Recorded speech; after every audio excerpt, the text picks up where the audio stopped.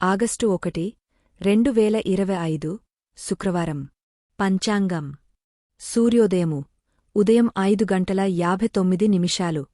సూర్యాస్తమయం సాయంత్రం 6:45.